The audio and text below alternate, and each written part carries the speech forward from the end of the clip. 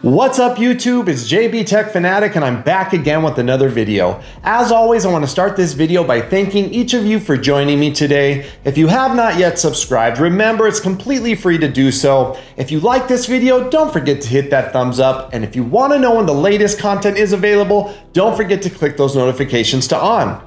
The product that I have for you today is the all-new TCL 8 Series. Now these TVs come in a 75-inch for $3,000 or a 65-inch TV for $2,000. Now of course these prices can change and go down with sales. Now if you've watched my channel at all, you know that I'm a huge Samsung QLED fan.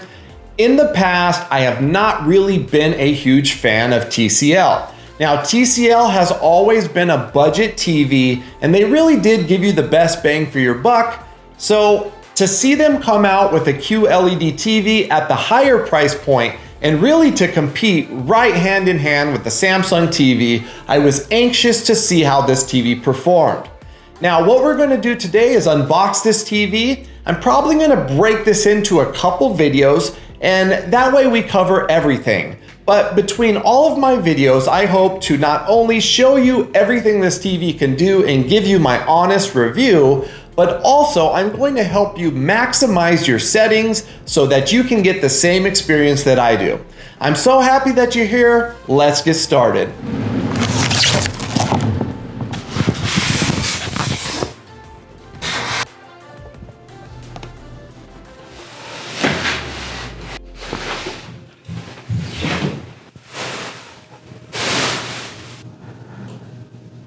Okay, so we got it all laid out. We have the remote, the power cable, the screws. We have the box here, the manual, and then the stand. It does not come with an HDMI cable, which is shocking. For the first part of the stand, we have 1, 2, and 3 screws. We're going to tighten down these screws. This needs to be flush. Remember, you don't want this loose at all for the safety of your TV, and of course, if you have children. Okay, for the time being, I'm gonna put it on the stand, but if you're gonna wanna mount it, as you can see, we have the 4 mounting screws there. But to put the stand on, we're gonna have to pop this out. Just pull up firmly on the top and it'll pop right out for you. All right, so as you can see, you have a hole there in the middle. You want to line that up, and then we have 4 screws left.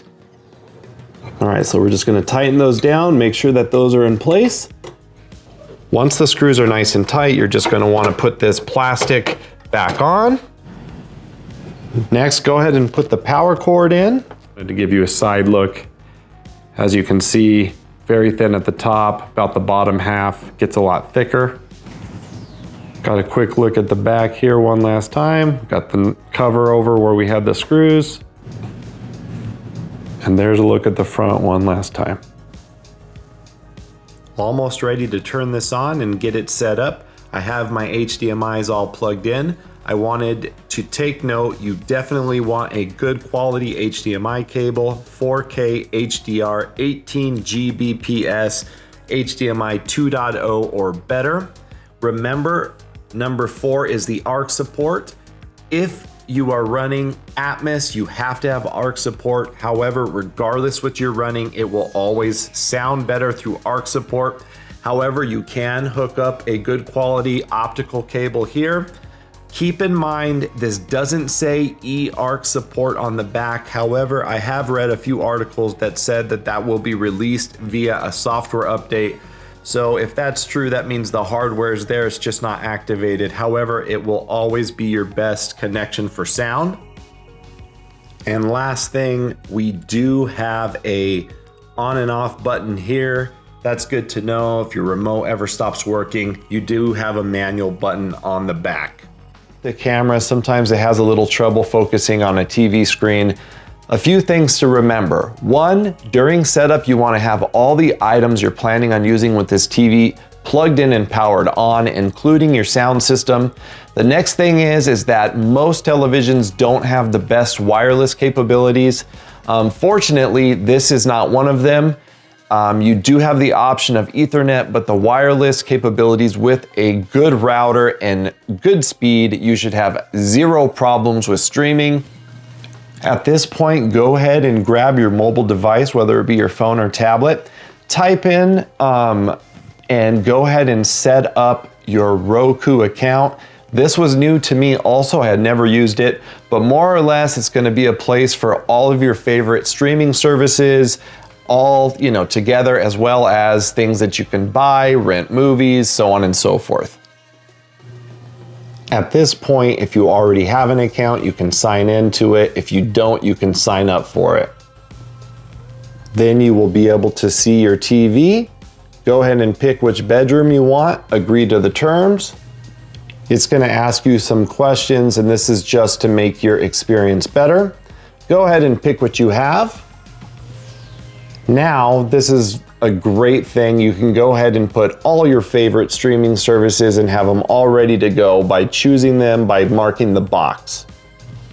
Next, to try to get more of what you like, it asks you some questions. Go ahead and answer.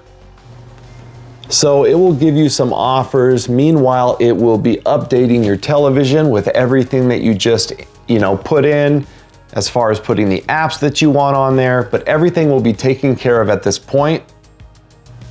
While the television's doing that, go ahead and scroll through all those offers and then go ahead and hit continue.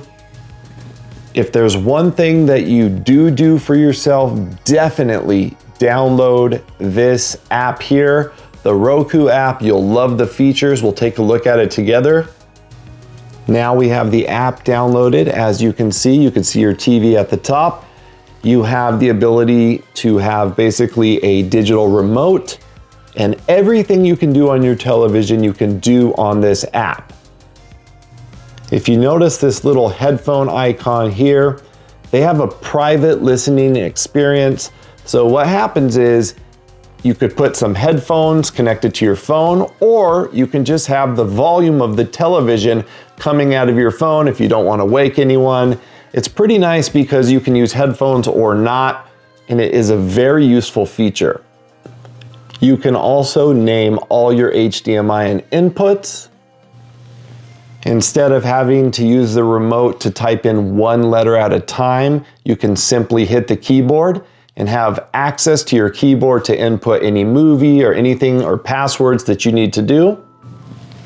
From the app, you can also access all your media, different types, and everything that you set up to be your favorites and more, all from the app, as well as from the TV, of course. Before moving on to the next segment, I wanted to take a moment to show you the remote. Honestly, first time I looked at this remote, I thought it looked so cheap and chintzy. I have to say I've grown to love it.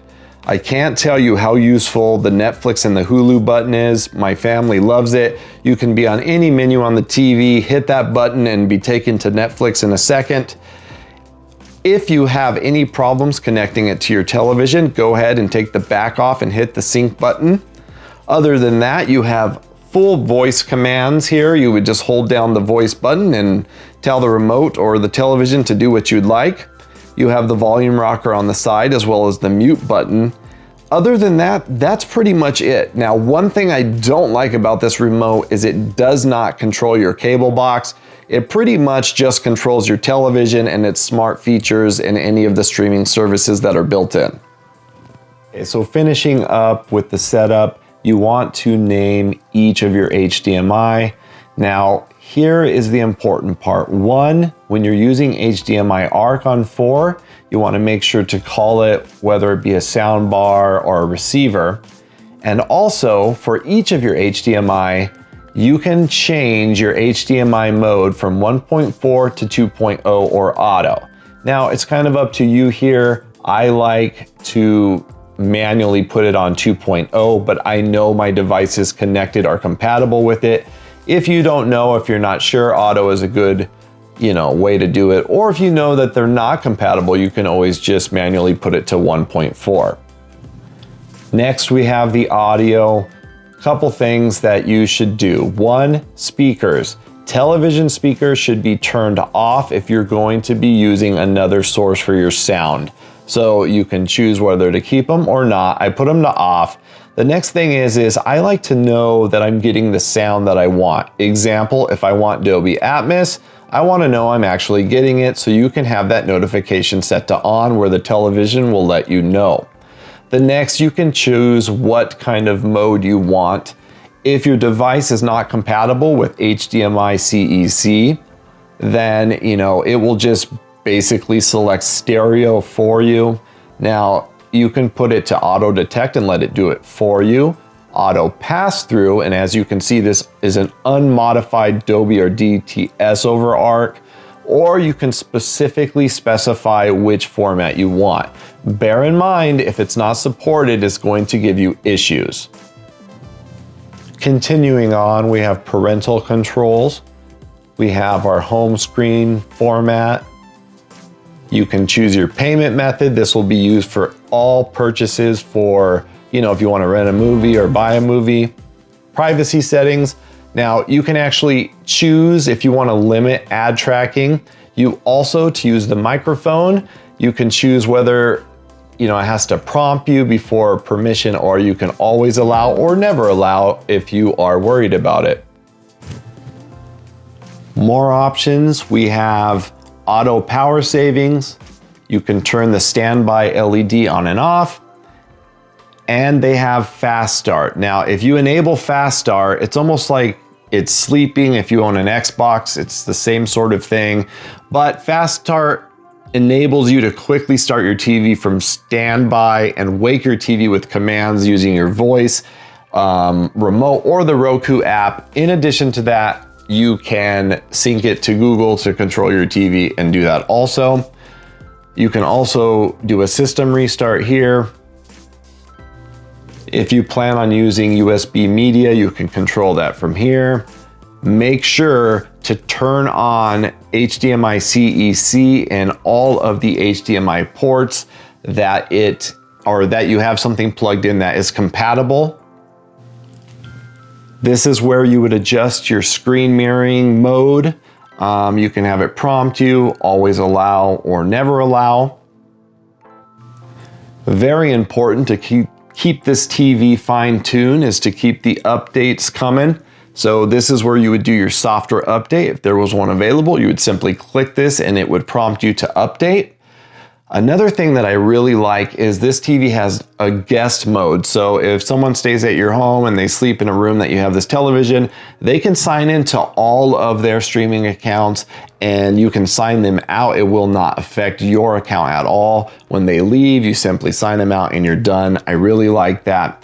And then of course, if you want to do a factory reset, or if you're having any network connection reset or problems, you can fix that all here, hopefully. If you get a new remote, you want to add a remote, change a remote, fix it, you have the remotes and devices, you would simply connect them and sync them here. The next part I really like is you can actually get different themes. Now, I'm not a big fan of the red here, so let's check this out. We have theme packs, wallpapers, screensavers, they have seasonal themes, and then screensavers. Now, one in particular I really like as far as the screensaver is they have a fish tank. Now, all of this can be adjusted as you can see here, and then the ones that aren't already built in, you simply would download. To download anything, password protected is always the way to go, or you actually, put in a 4-digit code. That way, if it costs money, you don't accidentally get a big bill if your kid is messing with it.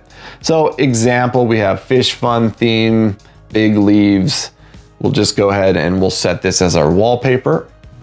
As you can see, it changes the look of everything. Instead of being red, now it's blue. Really cool and fun, and you can choose whatever you'd like. Next, we have our accessibility, captions mode, preferred language, the style. Honestly, this TVs are getting more and more almost like a cell phone, right? You can do so much modifications to them. It's pretty nice, especially if you get bored easy. Now we're gonna just briefly take a look at the TV picture settings. Check out part 2. I'm going to give you really in-depth picture settings, but at least we'll get you started here and we'll show you the layout. As you can see, we have our settings per input.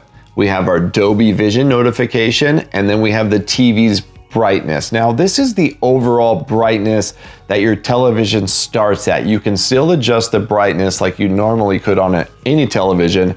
So it bases it off of the room, right? If you have a really bright room, you have brighter, so on and so forth. Normal, dark, darker. Now, this is how your television will always kind of that baseline. Again, Dolby Vision notification, I like that to be on. And then let's just say we have our satellite. Now I have it set to brighter. You would simply click and it would tell you for a better experience what to do, yada, yada. Go ahead and pause it if you want to see. Get this zoomed in a little for you.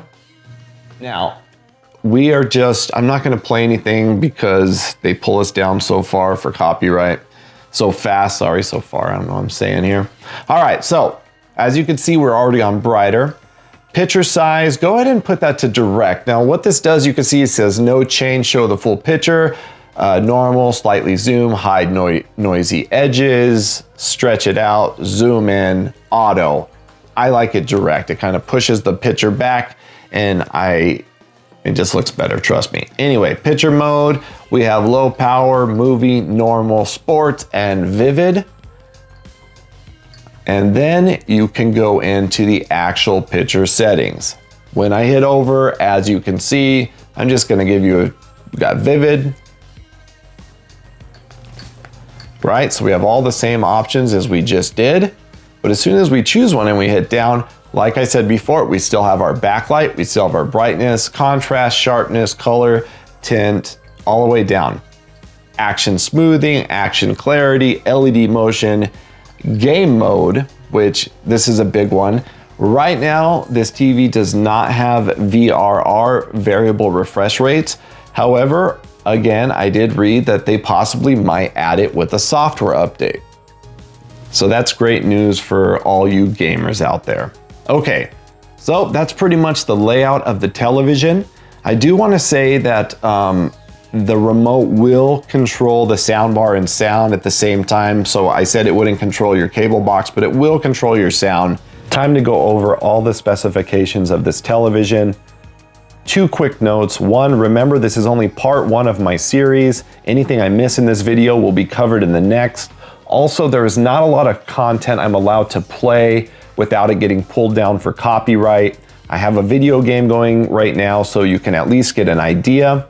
Now let's go ahead and get started. This is a QLED television. This television has 25,000 individual high-performance mini LEDs. Now, this is the first television to put out these mini LEDs, and this also has 1,000 zones. What does that mean for you? Well, this means that this will greatly improve the performance and minimize, unwanted artifacts such as halos associated with a standard LED LCD television. The motion enhancement technology is Natural Motion 480. This is not a 3D TV. The surround sound that's supported is Dolby Atmos and Dolby Digital Plus. It does have built-in speakers. They're 30 watts. Built-in speaker type is front firing, and Versa wall mount standard is 300 mm by 300 mm. The product height withstand is 41.5 inches, the width is 66 inches, and the product height withstand is 15 inches. Product height without is 39.9 inches, product depth without is 31.6 inches, and we have the product weight withstands is a whopping 109.6 pounds, and without the stand is a 100.3 pounds. 1 year standard warranty on everything. This is a smart TV with voice control. It does have a digital TV tuner built in. It is not Energy Star certified, but it only cost about $50 US a year. 415 kilowatt hours. RoKu TV is the platform, streaming service available, Apple TV Plus, Disney Plus, Google Play Movies, and TV, HBO Now, Hulu, Netflix, Pandora, Prime Video, Sling TV, and YouTube. You have a total of 4 HDMI inputs, and this will work with your Google and Amazon Alexa. Those assistants are not built in. However, you can simply sync your account to them and control your television with those platforms. The display type is LED 4K 2160p. The actual screen size is 74.5 inches and it is HDR. High dynamic range formats included Dolby Vision HDR10, hybrid log gamma HLG.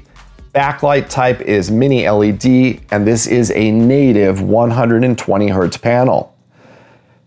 The specific manufacturer technologies are QLED, quantum contrast, Dolby Vision HDR, Dolby Atmos, audio contrast, control zones, and easy voice control. Now, TCL really threw everything in this television. They did miss a couple things, one of them being the latest HDMI 2.1. However, this television does have auto game mode, so you will experience smooth action and the low latency for, as you can see right now, it's playing in the background. So this actually is the official TV of Call of Duty. However, there are some key features missing like VRR. But again, as I said before, I did read that that might come via a software update later. This is TCL's premium design. It's definitely beautiful. It's a full view edge-to-edge glass display that blends seamlessly into your viewing experience. It has that slim, dark profile. It's beautiful. That T-pedestal stand, I really think that they did a great job. And it feels like quality. It's thick, it's heavy, and it's beautiful. Now this is a 4K television and it does have two things. It has Smart HDR, and what that means is every video frame is carefully monitored and referenced to an AI curated library of high quality video. So the content to ensure delivery of maximum color accuracy and dynamic impact. It also has a smart 4K upscaling ability, so you get improved clarity and sharpness with your lower resolution video.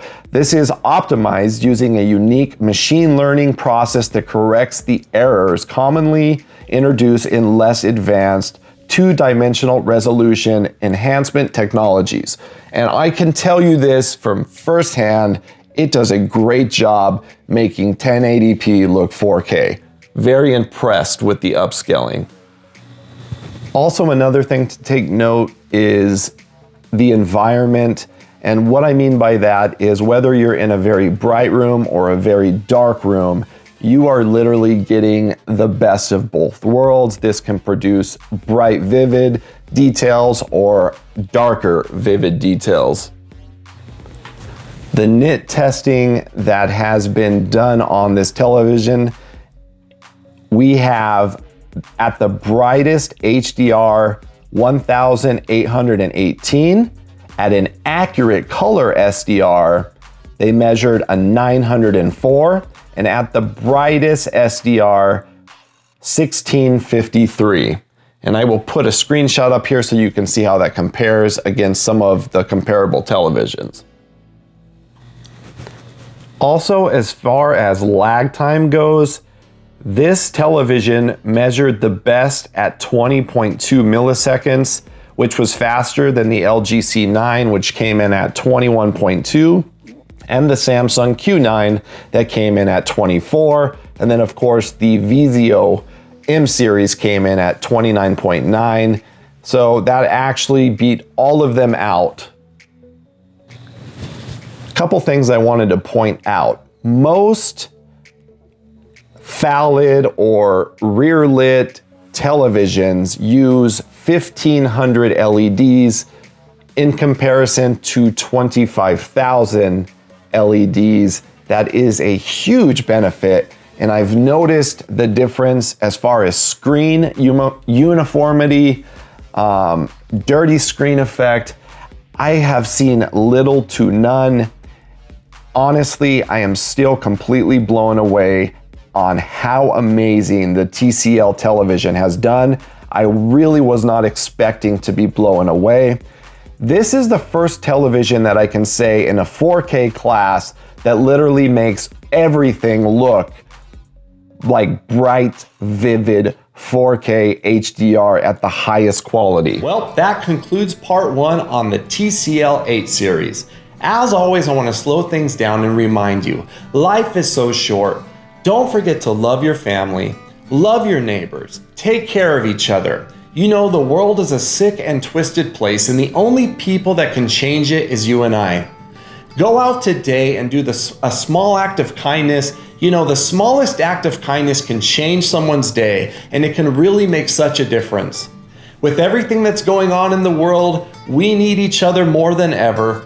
Let's stick together. Remember, I do YouTube for you and you only. If I missed anything, or if you have any other questions on tech, you can reach me in the comments section or find me on Twitter, Instagram, or Facebook at JB Tech Fanatic. I'm here for you. I try to respond to everyone that has a legitimate question. Don't forget to check out part 2. Once it's available, you'll be able to click the cards and get to part 2. I can't wait to talk to you in the comments and see you in the next video. And until then, I'm JB Tech Fanatic and I'm out. Peace.